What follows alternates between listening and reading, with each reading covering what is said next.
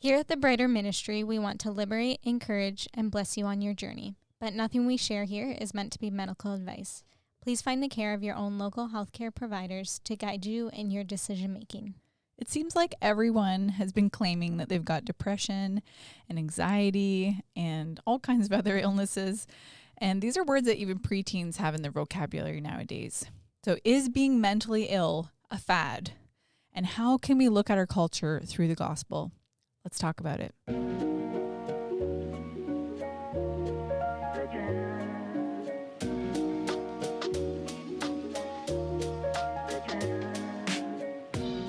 In this world, we face hard things. For some of us, the hardest stuff exists within ourselves, as we or someone we know grapples with mental illness. We believe there's great hope and power in the gospel of Christ, and that this hope and power can defeat all darkness, even the most eluding and treacherous kinds. If you've ever wondered where God could be in all of the loneliness, confusion, and difficulty, stick around. Here, we share practical and spiritual truths from the Bible and our own lives to help you navigate through whatever you may be facing.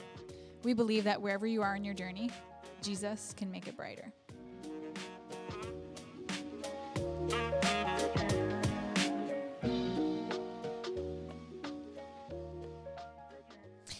All right, welcome back to the Brighter Podcast. Hello, we're back. We're back. I'm Steph, and I'm here with Laura. Hello. Hi. Yeah, thanks for listening in again for another week. This episode we're pretty excited about. We got a really interesting question over on Instagram, like before we even launched the podcast. We were asking you guys what you guys thought and if you had questions or what you would want someone to talk about if you could ask. And the question we got was really interesting. Laura, do you remember how they phrased it? Not exact. Well, I think it was something like, is mental illness a fad in our culture today? Yeah. Is it like cool to have a mental illness? Yeah.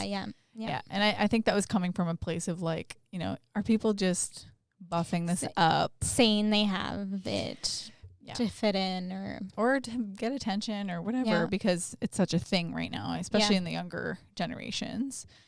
Yeah, so we're going to tackle this question. It's actually a super interesting one. And we've got some interesting stuff to chat about through like the history of mental illness and understanding kind of where our culture is even coming from. Yeah. And then some shocking stuff of, centuries back. Yeah, and what culture has been and where it is now. And then, and then we're just going to walk through kind of the gospel framework and how we can really answer this question. And if it is a fad or if it isn't a fad, what does that mean for us? Right. Or for anyone either experiencing mental illness or not? Like, just how do we interact with our culture on this? Yeah. Yeah. So let's talk about the history of culture around mental illness and even just like the medical approaches and the spiritual approaches themselves. This will definitely give us an indication about kind of why we may be where we're at right now, and why it's maybe not so terrible to be where we're at compared to where we've been. So how far back are we going? Oh, it goes pretty far. I mean, so we already talked about this a couple episodes ago that on our threefold salvation episode, we talked about demon possession, right? And how even there's stories in the Bible, true stories in the Bible, right? And really references in the original manuscripts of the Bible, dating back thousands of years, that indicate people of that time presenting what Jesus acknowledged as demon possession. But there were people presenting at that time with symptoms and signs of mental illness. Yeah. And surely there was probably a mix of those who were demon possessed and those who were mentally ill. Yeah. You don't see that term mental illness in the Bible necessarily. Yeah. And I don't think that term really even came up until the 1500s. Yeah. In Greece. That's when there was some, scholars and physicians who got more serious about looking at that and believing that it was a physical, something that wasn't just based on spiritual I don't know, demon possession. Yeah. Yeah. Yeah. So that's when the topic started getting broader, I think, as far as treatment goes, because prior to that, it really was just kind of a black and white. Yeah. You're possessed, sort of thing. Pray it out of you. Yeah. Kind of approach to things. Or not, or burn you at the stake. I was going to say, or completely ostracize you and kill you. Yeah. Even children who were afflicted in this way were very badly treated, often killed. It's just really bleak. Like when we look at the history of how people have been treated for their afflictions, whether they were spiritual afflictions or physical afflictions or emotional afflictions caused by trauma. Yeah. They should not have been treated that way. No. Surely God's heart was breaking in those decades, in those centuries, and it still breaks today for those who are treated badly for their afflictions. But definitely when you look at history, knowing what we know now, not like we're all knowing, but we've come a little ways, I hope, and kind of looking around at our version of how we treat and help people. Looking at history can be pretty painful to acknowledge what's really gone on there. Yeah. So what did go on? Like I'll just give a quick little summary. And if this is new to you, this might be a lot to hear, but it is true, and this is part of our history, especially in the West. I will say it is really hard to find quality educational and scholarly articles about global culture in different cultures. Yeah, especially in the East, there's not a lot, at least that I could find from my limited resources, about understanding the culture over there. It would be nice to have kind of a rounded out idea of what global culture has been like historically. Right. But we know in the West, there have always been really people who have mental illness have always been subject to like excruciating institutional, potentially lethal treatments. And later on, especially for women, it got really bad. I know in the 15th, 16th, and 17th centuries, signs of mental illness were responded to with witch hunts. Thousands of women and men were burned at stakes. And then really after that, it moved more heavily on the institutional side. Yeah, with lock them up with asylums, kind of there's lots of illustrations from that time of people restrained and kind of left in rooms alone, not really given food or more so like prison. And experimented on.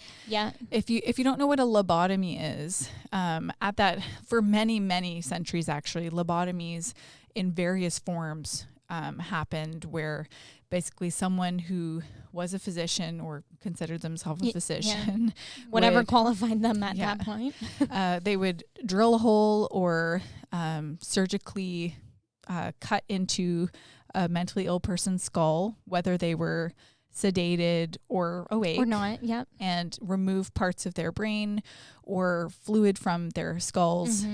It's very graphic. Our history around this issue is very graphic, and lobotomies, as far as we know, in the West don't. Right, in the West. In the West, like I said, I can't find a lot on global culture for this, but that's something that doesn't really happen. However, we still have institutions. We still have some of the similar therapies that have gone on in the last 100 years at least, like electroconvulsive therapy.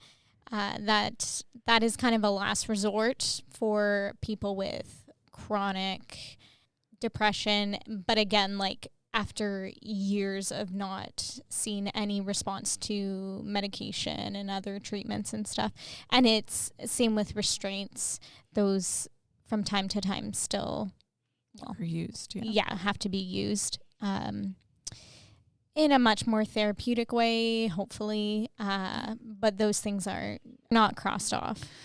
Yeah. And even as you just said, we have a more therapeutic version of these treatments. And I think that brings us to a really important consideration, and it's that the target is moving for this. Yes. And I mean, at the time, these professionals thought that this was what was needed and this was appropriate for what they understood of mental illness. they thought that this was the way they needed to go about it. And so that's where we are now. And I'm sure many years down the road, there's going to be things we look at and are thinking, why did we think that was appropriate? Yeah. Yeah. Exactly. And that's the thing that we have to remember in this conversation is even today in our Western, modern, extremely rich society with medical professionals who are really hailed as kind of the ultimate authority here, we don't have it right. No, I can think of many professional times in my career of being quite frustrated by the way clients are treated from other professionals. Yeah. And the thing is, that's never going to go away. Like, we're always going to have it at least a little bit wrong. Yeah, we're always going to miss the mark. Yeah. And again, because we live in a broken world and we're not perfect. None of us are perfect. So we can't expect to hold people at that pedestal. Exactly. And so our culture even today, and so that's talking more of like the medical kind of treatment and diagnostic side of things. And then there's kind of people's responses, like the more subtle cultures and traditions around these things and how they've impacted families and family structures over time. And, certainly in the ages when patients were, taken away or institutionalized or killed or experimented on, I can only imagine if that was someone's brother or mother or sister or daughter or friend, how that would have affected their family. And really, I think the conversations were not really happening for the most part. It was something very shameful and very not spoken about because a lot of those things came from a place of shame or danger they perceived. Yeah, right. Spiritually dangerous. That if you had any association with these people, that you were influenced by the devil or that you would bring on a plague. Because also at this time there was not technology, there was not a lot of medical science, there was a ton of just difficulty in the course of life. Just being able to live and survive a full adulthood was very difficult because of disease and famine and plagues and just not having access to clean water or the understanding of bacteria and how that affected people's wellness. So I think, there was just so much for these people. And today we've become so complex, and we also just have an extreme level of privilege. When we look at where we are in history, we are so well positioned to succeed and live a long life, despite what you might be diagnosed with, whether that's something physical or mental.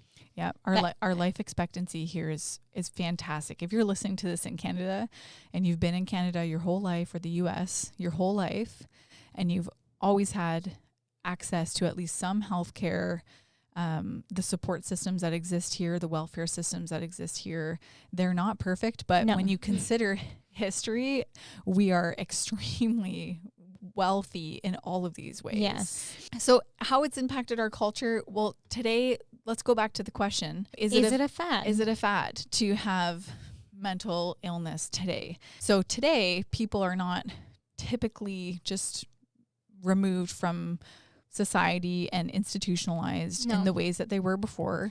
There's definitely been periods of time where both of us could have been locked up and institutionalized. When, I think of when I was like really unstable years ago. Oh, if I presented, to a doctor, they could have easily just been like, well, yeah, we'll just lock you up. Yep. Yeah. Or put you through any number, one of those things we mentioned. Right. So I think one of the issues contributing to this kind of current state we're in, where the conversation is loud about mental health, it's in the secular world, and it's permeating the church as well. And I think part of it is because, well, if you do have a mental illness or you're unwell, it means that you'll probably get help, mostly really effective treatment and attention from professionals who care and employ compassionate treatment. And whereas, even 70 years ago, one lifetime ago presenting with a mental illness didn't mean that. No, not at all. What I'm saying is the target is always moving. Yes. Culturally. So we can kind of draw a little bit of peace from that. And I think it's not like, oh, it's so good that we don't have all those crazy things anymore, because the truth is, like, we're not in heaven yet. Yeah, things are not perfect. Things are not going to be like they are supposed to be until everything is reconciled and made new again. Yeah. There's one other thing I wanted to mention, and that's that something currently right now kind of permeating the conversation culturally and medically is the way that diagnostics happen. Right. So like how people receive a diagnosis of a mental illness. Yes. And it's basically the number of diagnosable disorders has tripled since our current diagnostic system was developed in 1952. So almost half of all Americans, and I'm sure Canadians, have a diagnosable disorder in their lifetime. At some point. At some point. Yeah. So if we're thinking it's a fad, medically, it kind of is in a way. And I don't want to say fad to like downplay someone's experience of mental illness or a disorder that's being diagnosed. But even 70 years ago, these disorders didn't actually exist in medical understanding. They're making it a lot easier to, stick everyone with something. Yeah. Yeah. Which, is helpful in some ways, because it means that if someone's struggling, they have a way to identify it and say, oh, you're struggling in the exact same way that this other group of people does. And it's called this. And we've seen that this type of treatment is effective. So yeah, diagnoses can certainly sometimes bring a lot of light.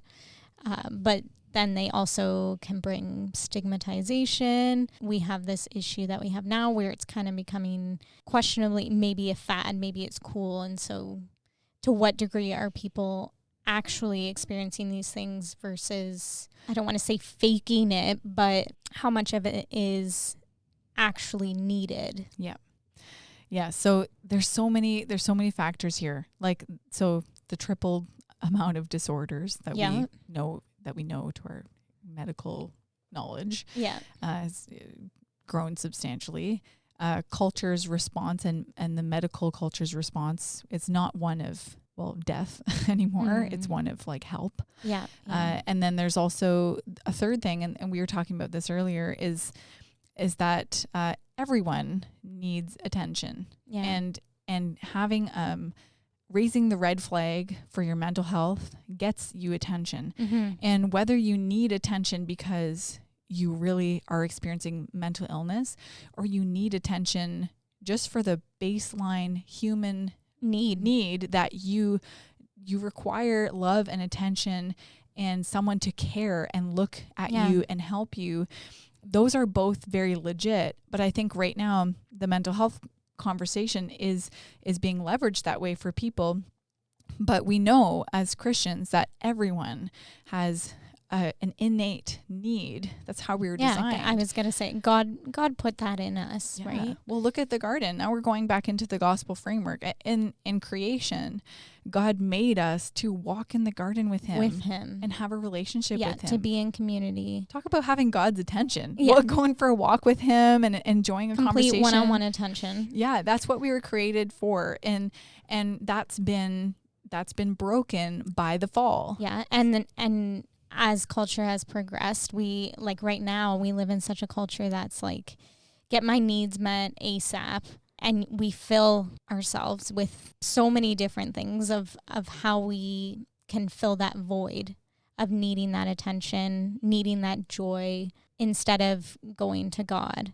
And so we're looking for all these different things, but then a lot of us aren't realizing that those things aren't really filling that void. And so we have this emptiness. Yep. And thankfully when Jesus came, he did make everything right so that we can have access to him. Yeah. We can have the attention. We can have the Holy Spirit living within us. Always. We can have that one-on-one time whenever we want. Exactly. And for those of us who believe in Jesus, we have the promise of eternal life with him. And so for a while, our sufferings and our afflictions feel heavy and hard. Yeah. But when we look at the light of eternity, they really don't amount to the same thing that they would if we didn't have eternity. Yeah. You know, it's not that soul crushing affliction that we may think it is when we really lift our eyes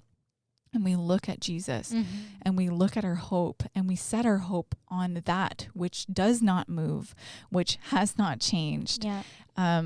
That is something that will ground us and really free us and liberate us no matter what our current afflictions are. Yeah. Lately, I've had a lot of interactions with people who have been setting their eyes on culture and setting their eyes on history and setting their eyes on the current afflictions of our time. And they are struggling. And can you give an example of that? So we live, as we're recording this, is 2021. It's June. So there's a lot of world events going on right now, this year, this past year, especially here in the West, that are right in our face, such as, the global pandemic. Yeah, that's been a big one. Which has not been without controversy, No. as well as, difficulty. And then we also have all the racial tensions right now that are right in everybody's faces, whether we want it to be or not. Yeah. For those who are afflicted by it and for those who are conflicted by it or confused by it, right, or feel like maybe they're watching it on the sidelines, or for those who feel like they're in the middle of a battle fighting for their life. Yeah. And really maybe they are. These are things that are facing us right now today, in Canada. And, we've just discussed a very long history of suffering and pain. And we see that clearly, like, again, we still live in the same world. We haven't figured it out. It's still the same. And the truth is that's not going to change. No. Like, it's going to be just as bad. And the kind of bad might change from time to time. Oh, yeah. And certainly we'll see progressions here and there. It kind of manifests in different ways. Yeah, it progresses with culture. Yeah. For sure. And, of course, medically we see with our human eyes a progression. We see improvement.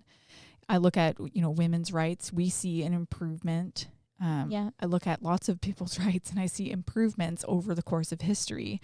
But there's always going to be setbacks, step backs. It's never actually perfect. Exactly. And so that target is always moving. And it's because in our hearts, we know it's not right. And the real target that God has set within us is the knowledge of his presence, perfectly unhindered by sin.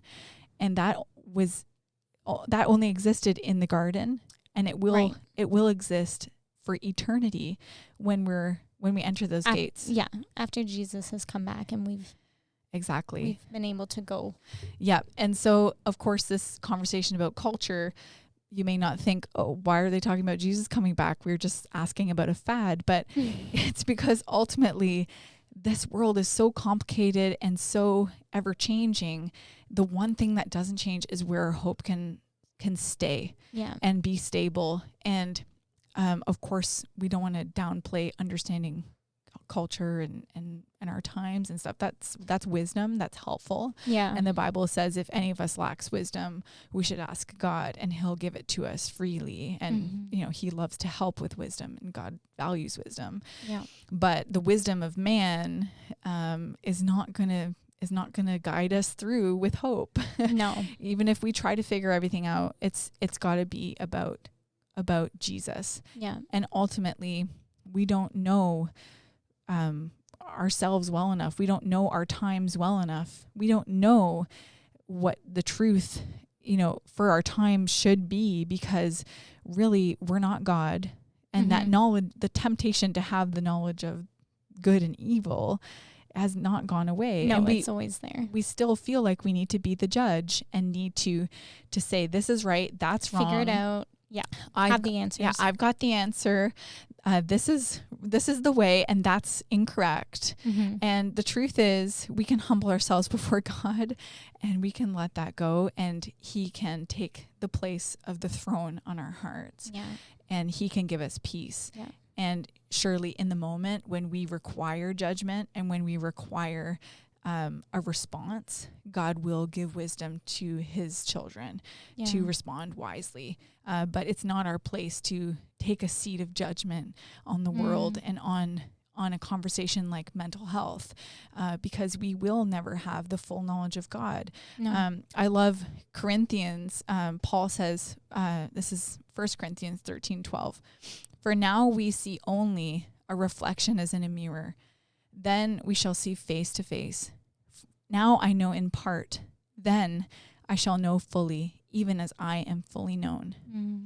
So we will always have knowledge in part. Yes, Yeah. we don't have it all. We don't know it all, but God sees it all. That's right. Yeah. Yeah. And so with that, we just want to encourage you guys. We'll probably wrap it up there for time.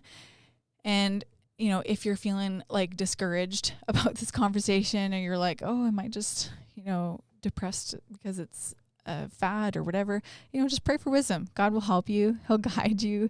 You don't have to have everything figured out. Ultimately, you just need to figure out getting yourself before God daily and abiding in him. He'll lead you, and you can have hope in that. And it doesn't have to be perfect beyond that. Yeah. We hope that this kind of helped answer the question a bit, and that it brought a bit of clarity. And again, if you are feeling like you do have more questions that you want answered, you can always shoot us a question, and maybe we bring some more clarity in other episodes coming. Yeah. All right. We'll see you next week, guys.